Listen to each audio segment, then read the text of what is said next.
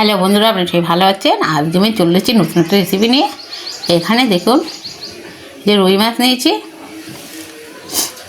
মাছগুলোকে ভাজি করে নিচ্ছি লবণ হলুদ মাখিয়ে।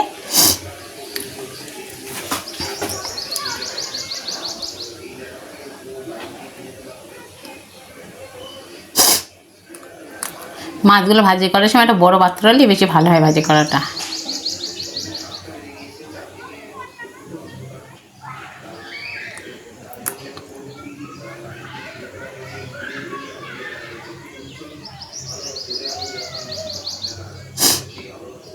সব মাছগুলো দিয়ে দিয়েছি। এবারে মাছগুলোকে ভাজি করে নিয়ে তা আবার আপনাদের কাছে ফিরে আছে। দেখুন মাছগুলো ভাজা হয়ে গেছে, এবার তুলে নিচ্ছি। আমরা একটু ভালো সুন্দর করে ভাজি করে নিয়েছি।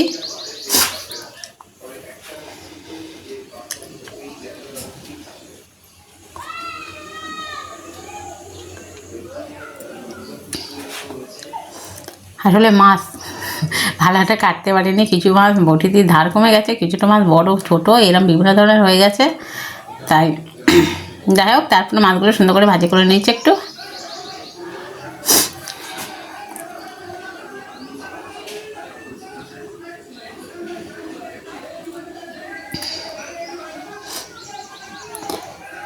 এবারে কড়াইতে সেই মাছ ভাজার তেল দিয়ে দিচ্ছি আর জিরে, আর দিয়ে দিচ্ছি দুটো শুকনো লঙ্কা ফোটন।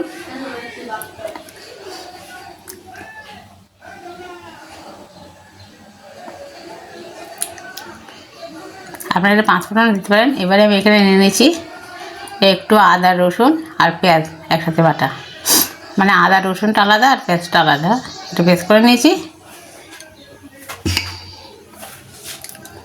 এইভাবে একবার বানিয়ে খেয়ে দেখবেন বন্ধুরা। আমরা তো কুমড়ো তরকারি সবসময় গা মাখা মাখা বানিয়ে খাই, কিন্তু মাছ দিয়ে একটু রান্না করবো, তরকারিটা একটু ঝোল টোল না হলে কি ভালো লাগে? আর সবাই শুকনো খেতে পছন্দ করে না, একবারে শুকনো শুকনো ভালো লাগে লুচির সাথে, রুটির সাথে, পরোটার সাথে এই শুকনো ভালো লাগে। কিন্তু মাছ দিয়ে তরকারি রান্না করতে গেলে, যখন নিরামিষ রান্না করা হয় সেটা শুকনো শুকনো ভালো লাগে, কিন্তু যখন নিরামিষ ছাড়া আমিষ রান্না করা হয় মাছ দিয়ে, তখন কিন্তু একটু ঝোল ঝোল না থাকলে ভালো লাগে না বন্ধুরা। তো আজকে আমি সেই পর্যায়ে রান্নাটা করব। তো এবার আমি কুমড়োগুলোকে দিয়ে দেবো, দিয়ে কষিয়ে নেবো।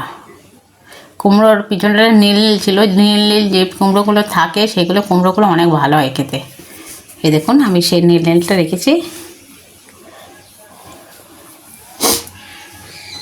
সবুজ সবুজ পিছনে সবুজ সবুজ রয়েছে, দেখেছেন? এই সবুজটার জন্য এই কুমড়োটা বেশি ভালো লাগবে খেতে।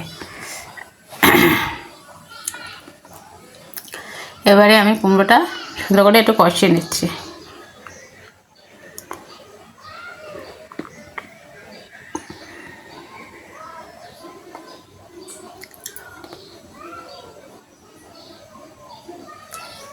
এবার লবণ দিয়ে দিচ্ছি এটা পরিমাণ মতন।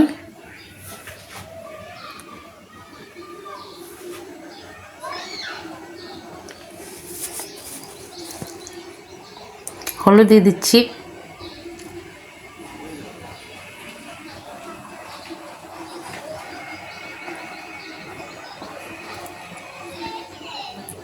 আর দিলাম লঙ্কার গুঁড়ো।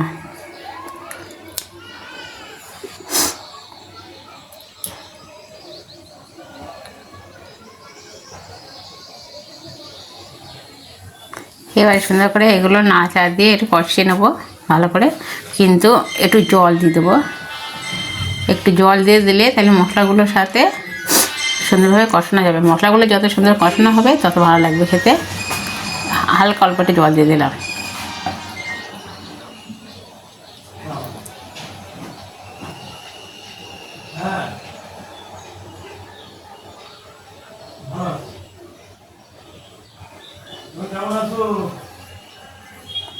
এই যে সুন্দর করে কষানো হয়ে গেছে। এবারে দিয়ে দেবো জল।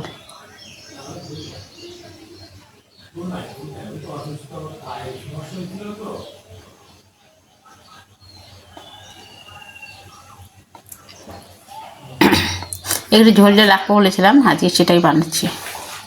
দেখুন আর আমি যেভাবে করছি যদি আপনারা মনে করেন না এইভাবে খেতে ভালো লাগবে না, তো অবশ্যই করে একবার বানিয়ে খেয়ে তা কমেন্ট আমাকে জানাবেন যে ভালো লাগেনি খেতে, সেটা বলতে পারেন। এবারে মাছগুলোকে দিয়ে দিচ্ছি।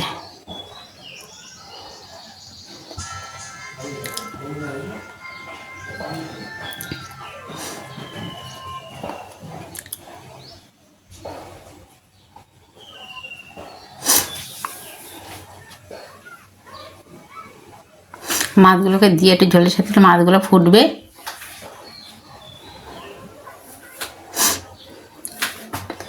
এবার দিয়ে দিচ্ছি একটু চিনি পরিমাণ মতো।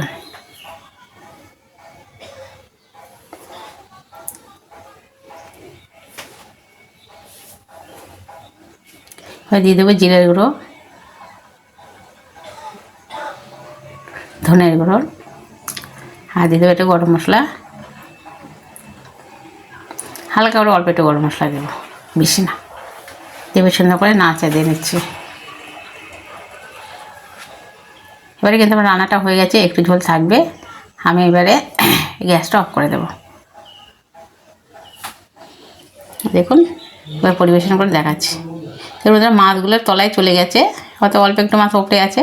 তো যাই হোক, যদি ভালো লাগে থাকে অবশ্যই করে কমেন্টে কিন্তু জানাবেন যে কতটা ভালো লেগেছে। আর রান্না করে খেয়ে আমাকে তার